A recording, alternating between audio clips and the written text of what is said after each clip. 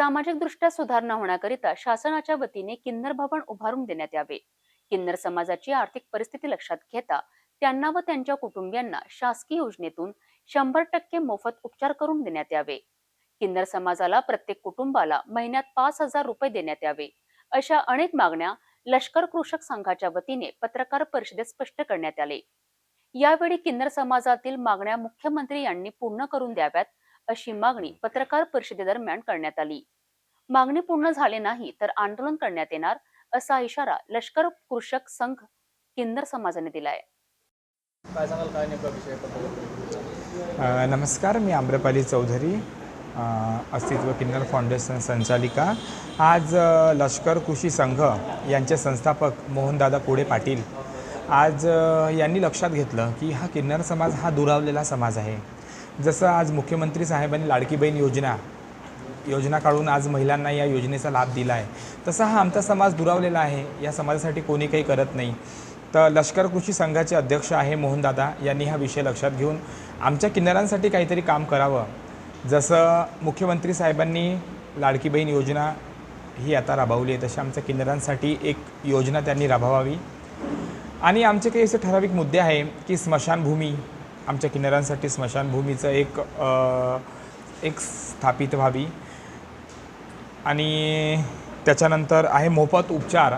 सामान्य रुग्णालयामध्ये जर आमचं कोणी किन्नर गेलं तर त्याच्यासाठी स्पेशल वार्ड असायला पाहिजे.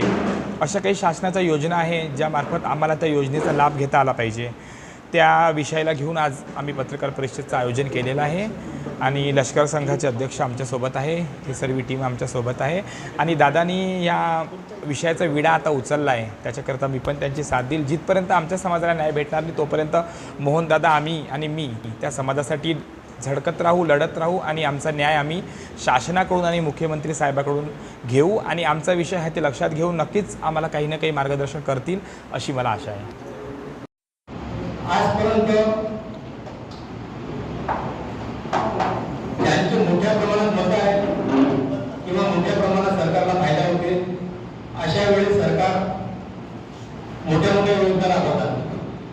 परंतु किन्नर समाजासाठी आजपर्यंत अल्पसंख्याक असल्यामुळं किंवा मताचा काही फरक न पडल्यामुळं कोणी राजकीय व्यक्ती यांच्याकडे काही लक्ष देत नाही.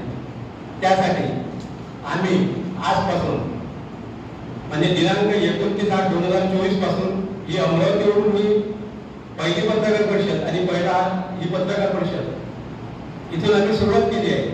आणि पूर्ण महाराष्ट्रावर नव्हे तर पूर्ण भारतभर आम्ही आमच्या मागण्या मंजूर झाल्या नाही तोपर्यंत आम्ही हा संघर्ष चालू ठेवू.